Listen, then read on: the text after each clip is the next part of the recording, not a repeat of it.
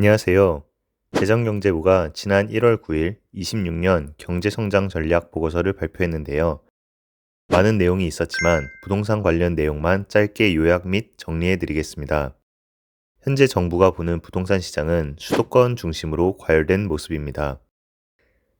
작년 10월 15일 수도권 대부분 지역을 토지거래 허가구역으로 묶고 유지하고 있는 것에서 알 수 있습니다. 발표 내용은 집값이 올라가니 공급 늘리겠다, 수요 분산하겠다, 세금제도 개편해서 가계부채 줄이겠다. 이것이 이번 경제 성장 전략의 주요 골자이자 매번 반복되는 패턴이죠. 처음 나온 것이 있다면 전세 신탁제도인데요.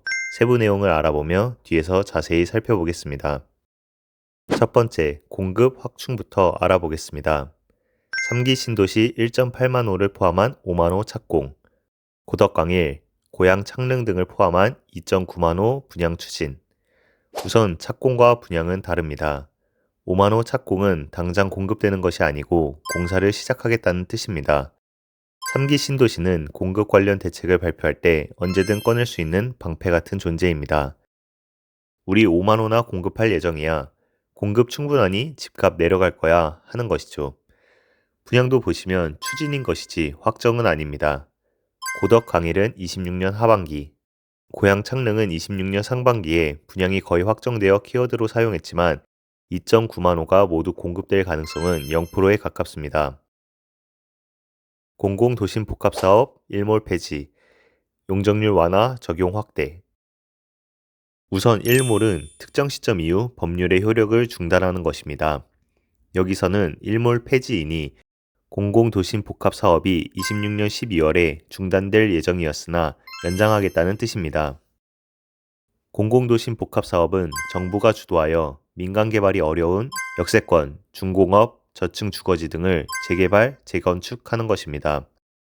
이는 문재인 정부 때부터 나온 정책이고 재개발, 재건축은 시간이 오래 소요되기에 일몰제를 폐지하여 기간을 주면서 절차는 간소화하고 인센티브를 늘려 공급을 늘리겠다는 시그널을 주는 것입니다. 다음은 특화주택입니다.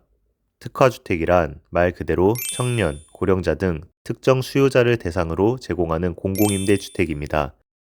특화주택은 공공으로 제공하기에 임대료가 싸 수익을 내기가 불가능하고 고령자 등의 특정 수요를 맞추기엔 갖춰야 하는 설비들이 많습니다.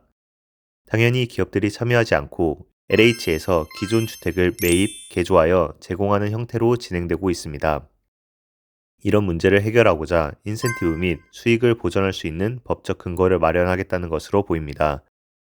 매입 임대가 아닌 건설 임대로 새로운 공급을 확충할 방안을 마련하겠다는 것이죠. 공급 확충 마지막으로 모듈러 주택 공급 확대입니다. 모듈러 주택은 공장에서 구조 설비 등을 제작하여 현장으로 이동해 조립하여 완성하는 조립식 주택이라고 생각하시면 됩니다. 보통 1인 가구, 청년 가구들을 대상으로 하며 공급에 미치는 영향은 미비할 것으로 예상됩니다. 주택 공급은 정리하자면 공급 시그널 정도만 보낼게입니다. 공급이 나오면 항상 뒤따라 나오는 게 있죠. 다음은 수요 억제입니다. 첫째, 인구 감소, 관심 지역에 사는 집은 양도세, 종부세 부과 시 주택에 포함시키지 않고 양도세 중과도 제외해 준다고 합니다. 행정안전부에서 발표한 인구 감소 지역은 다음 지도에서 보는 지역입니다. 1주택자, 다주택자들의 수도권 투자 수요를 지방으로 분산시키기 위한 방안이지만 아무리 세금 혜택을 준다고 해도 인구가 감소하는 지역에 투자를 하기에는 어려워 보입니다. 둘째, 리츠를 통한 지방주택 환매 보증제 실시입니다. 리츠는 부동산 투자 회사라고 생각하시면 되고 환매는 내가 물건을 팔고 일정 기간 후 다시 사올 수 있는 권리입니다.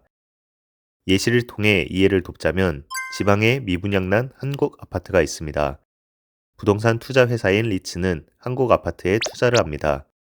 원래는 주택 매입 기구를 만들어 진행하는 절차가 있지만 생략하겠습니다. 리츠는 한국 아파트에 투자했으니 분양 권리를 부여받습니다. A라는 사람이 한국 아파트 분양을 고민하고 있습니다. 지방이고 미분양 났던 아파트라 선뜻 분양받기가 꺼려집니다. 이때 리츠가 A에게 제안을 하는 것입니다. 지금 5억에 분양받고 2년 사시다가 제가 5억에 다시 사드릴게요. 더 살고 싶으시면 더 사셔도 되고요. 언뜻 보면 전세 같지만 준공후 미분양이 해결되고 건설사도 자금을 얻어 새로운 건설을 할 수 있는 선순환이 이루어지게 되는 차이가 있습니다. 이를 활성화시키기 위해 정부가 리츠에 대한 지원을 하겠다는 겁니다. 셋째, 1주택자가 비수도권 준공 후 미분양 주택 구입 시 세제 혜택을 볼 수 있는 아파트 가격을 6억에서 7억으로 상향해 줍니다. 이 부분은 어차피 비수도권이고 준공 후 미분양으로 악성 물건인데 가격 제한 상향이 아닌 해제로 했어도 되지 않았나 싶습니다. 수요 분산은 정리하자면 1주택자들 지방에 투자해줘라입니다. 다음은 부동산 세제 합리화 방안입니다. 특별한 내용 없이 늘 나오는 내용인 가계비추 비율이 높다, DSR 강화하여 가계부채 총량 관리에 들어가겠다 정도입니다. 마지막으로 전세제도 보완입니다. 전세사기 특별법 개정하여 전세사기 피해자분들을 지원하겠다는 내용으로 역시나 특별한 내용은 없습니다. 다음으로 처음 나오는 전세 신탁제도 도입 추진입니다. 제도를 설명하면 제가 임대인이고 A라는 세입자가 있을 때 A가 낸 전세금을 제가 받아 보증기관에 신탁합니다. 그럼 보증기관이 전세금을 운용하여 수익이 날 경우 저와 공유하는 것이죠. 그럼 제가 A의 전세금으로 투자를 하거나 뭘 못하니 세입자의 전세금이 온전히 보전되고 전세금을 못 돌려받는 불상사를 막는 것입니다. 대신 저는 보증기관이 내는 수익금 일부를 공유하고요. 여기서 의문 두 가지가 생깁니다. 첫째, 과연 올 현금을 갖고 집을 사서 그걸 세주는 집주인이 얼마나 될까요? 보통은 갭 투자라 하여 전세금을 통해 대출을 갚죠.